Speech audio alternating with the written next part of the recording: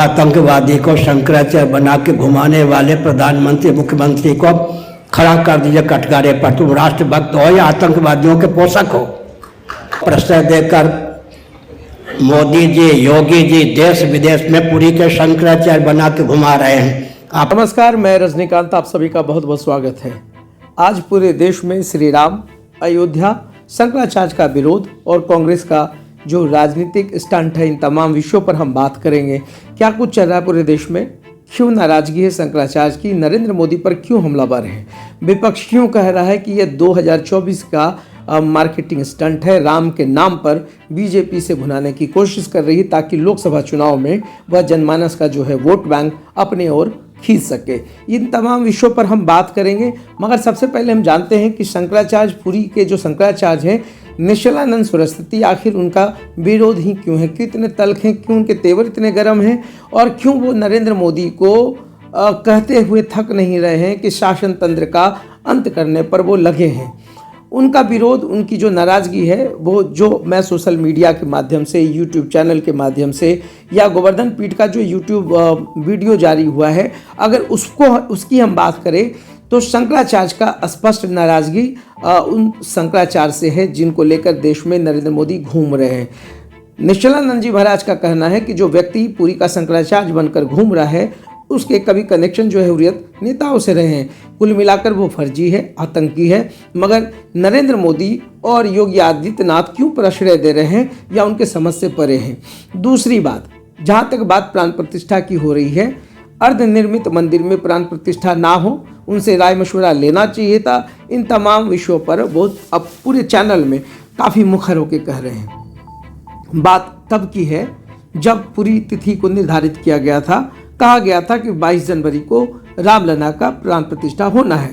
शंकराचार्य विरोध कर रहे हैं, तो यह भी जो बीजेपी है उनका कहना वाजिब है कि जब 2 साल पहले इस तमाम तिथि को निर्धारित किया गया था या पहले से यह पूर्व नियोजित कार्यक्रम रहा है, तब शंकराचार्य ने विरोध क्यों नहीं किया। तब वह कहते, तब उनकी बातों पर गंभीरता से मंथन किया जाता, चिंतन किया जाता।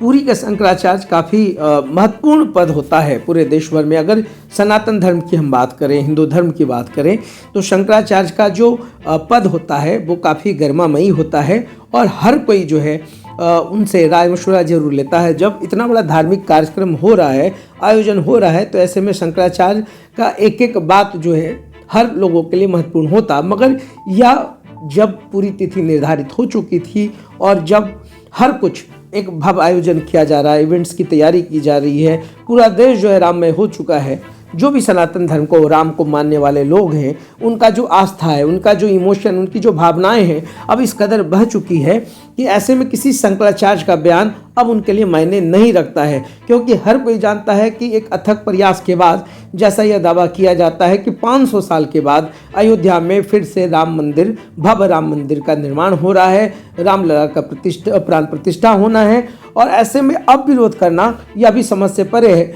मगर शंकराचार्य जिसे फर्जी कह रहे हैं, उस पर सरकार ने अभी तक संज्ञान क्यों नहीं लिया, यह भी एक बहुत बड़ा प्रश्न है। क्या इसे राजनीतिक लाभ लेने के लिए उस व्यक्ति जिसे निश्चलानंद महाराज जो है पुरी के शंकराचार्य जिसे फर्जी कह रहे हैं, आतंकी तक कह रहे हैं, आखिर उसको लेकर क्यों घूम रही है? ये क्या राजनीतिक स्टंट है? कांग्रेस भी कहती आ रही है। पहले कांग्रेस का भी जो बयान था उसमें हाँ और ना की बात थी, आमंत्रण आएगा फिर सोचेंगे। अब कांग्रेस ने इससे किनारा कर लिया है। अब कांग्रेस का यह कहना है कि जब शंकराचार्य का ही विरोध है तो हम शंकराचार्य से अलग क्यों हैं। वो अभी शंकराचार्य के नाम पर एक अलग राजनीतिक राग अलाप रही है, क्योंकि उनको भी पता है कि अभी जो चुनावी समर है, ऐसे में शंकराचार्य के साथ खड़े होना या विरोध करना, ये दो बड़े बड़े जो धाराएं हैं कांग्रेस और बीजेपी, वो अपने अपने हिसाब से चीज़ों को मैनिपुलेट करने पर लगी है। लोगों का सवाल जो है वह भी वाजिब है। नेशनल चैनल के लिए अभी बस भारत में एक ही मुद्दा है, वह है अयोध्या और राम मंदिर। इसके अलावा पूरे देश भर में कोई मुद्दा आपको देखने को नहीं मिलेगा। आप नेशनल चैनल की बात करें, यूट्यूब की बात कर लें, अभी हर कोई जो है राम मंदिर अयोध्या के ऊपर ही वीडियो बना रहा है या उसके ऊपर एक जो कार्यक्रम है उसको शूट किया जा रहा है। बहुत सारे नेशनल चैनल तो पिछले 1 महीने से अयोध्या में अपना डेरा डंडा डालकर बैठे हैं, क्योंकि उनको भी पता है कि अगर उनका टीआरपी आना है तो इसी अयोध्या मंदिर से आना है। बड़े बड़े यूट्यूब चैनल्स को भी पता है कि जो भी अभी के समय में ट्रेंड है या ट्रेंडिंग टॉपिक है, या तो राम अयोध्या है या मालदीव है, हर वो मुद्दा जो मोदी से जुड़ जाए अभी का सबसे ट्रेंडिंग टॉपिक चल रहा है। तो ऐसे में हर कोई अपने अपने हिसाब से चीज़ों को सेट करने पर लगा है। शंकराचार्य हैं अभी मुक्तेश्वरानंद, उनका भी कहना है कि प्राण प्रतिष्ठा जो हो रहा है वो गलत है। एक शंकराचार्य ने तो यहाँ तक कहा है कि राम की जो मूर्ति स्थापित की जा रही है वही गलत है। अब किस शास्त्र के तहत वो कह रहे हैं, शास्त्र संगत क्या है, मैं कोई वेदाचार्य नहीं हूँ, ना मुझे धर्म का कोई ज्ञान है। बस जो बातें कही जाती हैं उस पर सवाल मैं नहीं उठा सकता, क्योंकि मेरे क्षेत्राधिकार से बाहर की चीज़ है। और किसी भी शंकराचार्य को के ऊपर कटाक्ष करना या उनको आहत करना ये मेरी मंशा कतई नहीं है। मैं तो बस वही विषय वस्तु को रखने की कोशिश कर रहा हूँ जो देश में अभी चल रहा है, जो नेशनल चैनल या अखबार में अभी तक देखा जा रहा है। बस उन तमाम चीज़ों को मैं आपके सामने रखने की कोशिश कर रहा हूँ। अयोध्या वो तब का अयोध्या था और आज का अयोध्या काफ़ी बदल गया है। पूरी अयोध्या नगरी की बात करें तो लगता है, ऐसा प्रतीत हो रहा है कि 22 से पहले हर दिन वहाँ पर दीपावली मनाया जा रहा है। क्या कुछ चल रहा है, नए प्लेटफॉर्म्स तैयार किए गए हैं, रेलवे स्टेशन का कायाकल्प हो गया है, एयरपोर्ट का कायाकल्प हो गया। पूरे अयोध्या नगरी में आप जाएं तो हर पोल पे या तो आपको मोदी या श्री राम, ये 2 तस्वीर ज़्यादा देखने को मिलेंगे। हर कोई अभी के डेट में जो भी राम के ऊपर गाना गा रहा है, अयोध्या के ऊपर कोई कार्यक्रम कर रहा है, वो सारे लोग हाईलाइटेड होते जा रहे हैं। तो ऐसे में पूरे देश में हर किसी ने नब्ज पकड़ लिया है कि अगर अपना चेहरा चमकाना हो या कोई राजनीति करना हो तो ये अयोध्या में, या आप विपक्ष में हो या पक्ष में हो, ये दोनों की जो राजनीति केंद्रित हो चुकी है अभी अयोध्या पर है। कांग्रेस अयोध्या के नाम पर वह भी राजनीति भुना ही रही है। ऐसा नहीं कि सिर्फ नरेंद्र मोदी ही अपना फायदा देख रहे हैं जैसा आरोप है, मैं यह नहीं कहूँगा, क्योंकि आस्था पे सवाल करना कहीं से सही नहीं होता है। अब किनकी कौन सी आस्था है वो खुद ही जानते होंगे, और ऊपर वाला तो बेहतर जानता है कि कौन किस नीयत और किस नीति धर्म के साथ जुड़ा हुआ है। इन तमाम चीज़ों पर कहा जा सकता है। मगर जो बात शंकराचार्य कह रहे थे कि पूरा निर्मित हो जाता, 2024 का चुनाव अगर नहीं होता, अगर 2024 का चुनाव 2025 में होता तो क्या इसी तिथि को होती, तमाम चीज़ें हैं। मगर मेरा यह भी कहना है कि जो आज आप मुखर हुए हैं वो पहले ही हो जाना चाहिए था, ताकि आज देश में जो इतनी हवा चल रही है, जो अटकलबाजी चल रही है, जो बयान चल रहा है, उसमें विराम लग जाता। अब बात करते हैं अयोध्या की। आप देखें कि पूरे धार्मिक पर्यटन का सबसे बड़ा वैश्विक फलक पर एक केंद्र बिंदु बनने जा रहा है अयोध्या। राजस्व की आप सोच नहीं, नरेंद्र मोदी जहां जाते हैं वो राजस्व का हिस्सा बन जाता है। अभी हाल फिलहाल लक्षद्वीप होकर आए, आपने देखा होगा ट्रेंड चला मालदीव के जो मंत्रियों ने बयान दिया, उसके बाद बायकॉट मालदीव हुआ, उसके बाद मालदीव का क्या हासिल हुआ। लोग भले ही कहते हो कि पूरे देश में अगर भ्रमण कर ले तो पूरे देश का भ्रमण करने के बाद जो है पर्यटन स्थल का कायाकल्प हो जाए। नरेंद्र मोदी में अभी ये पावर है, ये हुनर है, वो जानते हैं कि क्या तमाम चीज़ों को कैसे विषयों को रखना है और कब कहाँ जाना है, हर चीज़ उनका फिक्स होता है। ऐसे में 22 जनवरी को जो होना है वो तो होकर ही रहेगा। आप कितना भी विरोध करें, शंकराचार्य कितना भी कुछ कह लें, कांग्रेस कितना भी कुछ कह ले, अयोध्या में 22 जनवरी को रामलला की प्राण प्रतिष्ठा होकर रहेगी। जो बीजेपी का अपना एक स्टैंड है वो उस पर कायम है और काफ़ी फोकस्ड है। वो किसी की नहीं सुनने वाली है और ना किसी के बयान उनके लिए मायने भी रख रहे हैं। अब तो बस सब कुछ फोकस्ड है। तो मैं बात कर रहा था अयोध्या में क्या कुछ होगा, राजस्व की बढ़ोतरी होगी, स्वरोजगार का जो चीज़ें हैं वो बढ़ेंगी। एक बहुत बड़ा फैक्टर है वहाँ स्थानीय लोगों का जुड़ाव होगा।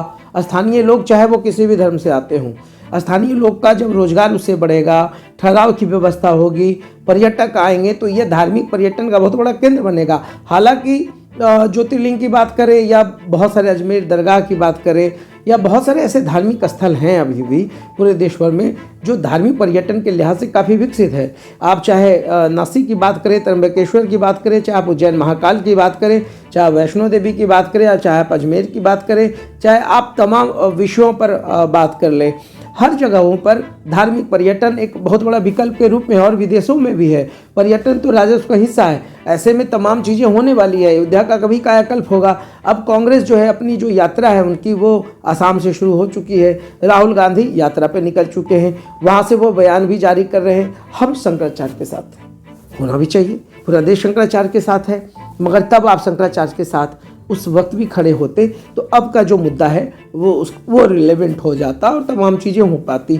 फिलहाल तमाम विषय वस्तु पर बहुत लंबी बहस हो रही है। बड़े बड़े स्टूडियो में शंकराचार्य को बुलाया जा रहा है, ज्योतिषाचार्य को बुलाया जा रहा है। चीज़ों को गलत सही करने में पूरा देश जुटा हुआ है, मगर जो अभी माहौल है उस पर कोई किसी के सुनने वाला नहीं है। प्रखंड से लेकर गांव, गांव से लेकर शहर, शहर से लेकर देश के बड़े बड़े जिले और राज्य, हर जगहों पर राम जन्मभूमि का जो विशेष तैयारी है वो हो रहा है। हालांकि जो कुछ भी होगा वो बेहतर होगा। तमाम चीज़ें हैं और अयोध्या पर क्या कुछ विवाद गहराने वाला है, इन तमाम विषयों पर भी बात करेंगे। आने वाले अगले जो मेरे एपिसोड होंगे 22 के बाद, जब 23 जनवरी को हम लोग बैठेंगे तो फिर इस तमाम चीज़ों पर बात करेंगे कि सब कुछ हो गया, अब आगे क्या होने वाला है। इस बीच में मैं आपको बता दूं कि निश्चलानंद जी महाराज का जो बाइट है, जो बयान है, वो भी आप लोग को वीडियो के शुरू में ही सुनने को मिल जाएगा, क्योंकि मैंने जो पूरे बाइट को सुना है, जो पूरे बयान को सुना, उसमें शंकराचार्य का जो विरोध है इन्हीं तमाम विषयों पर है कि उनसे राय मशवरा लिया जाता। धर्म गुरु हैं, धर्म के ज्ञाता हैं, शंकराचार्य है, तो ऐसे कोई भी धार्मिक आयोजन जब पूरे देश में हो तो इन लोगों की जो प्राथमिकता होती है पहले होती है। इन लोगों का जो आप कह सकते हैं कि इन लोगों की जो इम्पोर्टेंस है वो आगे है। तो ऐसे में उन लोगों को बुलाना चाहिए था, उन लोग से ही यह पूरा आयोजन करवाना चाहिए था। मगर चूंकि एक लंबी लड़ाई के बाद, विश्व हिंदू परिषद के बाद बीजेपी ने इस मुद्दे को लपका है, सुप्रीम कोर्ट और तमाम चुनौतियां, और उसके बाद एक संघर्ष की जो लंबी लड़ाई लड़ी है, पॉलिटिकल लड़ाई भी आप इसको कह सकते हैं बीजेपी ने, क्योंकि उनकी आस्था से भी जुड़ा हुआ था और उनको पता था कि राम के नाम पर ही अब तक वो राजनीति करते आ रहे हैं। तो ऐसे में प्राण प्रतिष्ठा करवाना उनके मेरे ख्याल से लोग पूछते भी रहे विपक्ष कि अयोध्या कब आएंगे, रामलला कब बैठेंगे, ये तमाम विषयों पर बात होती थी। तारीख नहीं बताएंगे, तो अब मोदी जी ने तारीख बता दी है। 22 जनवरी को पूरे देश में एक भव्य आयोजन हो रहा है और इसमें सभी लोग शामिल होंगे। बड़े बड़े मंत्रियों को बुलाया गया है, तमाम धर्मगुरुओं को बुलाया गया है, ब्राह्मणों को बुलाया गया है, विद्वानों को बुलाया गया है, बॉलीवुड की हस्तियों को बुलाया गया है। तो 23 तारीख को हम विशेष तौर पर इस पर चर्चा करेंगे, क्या कुछ होगा, देश की राजनीति किस ओर करवट लेगी। हर कुछ है, हर चीज़ है, मगर हर धर्म राजनीति का हिस्सा ना बने, यही मेरा अपील होगा तमाम राजनीतिक पार्टियों से, क्योंकि धर्म जब राजनीति का विषय हो जाता है तो वहाँ पर आस्था मार खाती है। इसलिए इसे धर्म के विषय से दूर रखे राजनीति को। धर्म एक आस्था का विषय है, या व्यक्तिगत है, निजी है। किसी के हमला करने से किसी के धर्म या आस्था पर कोई प्रभाव नहीं पड़ता है। आपको अगर यह मेरा वीडियो पसंद आए तो आप प्लीज़ इसे लाइक करें, सब्सक्राइब करें। बहुत बहुत धन्यवाद।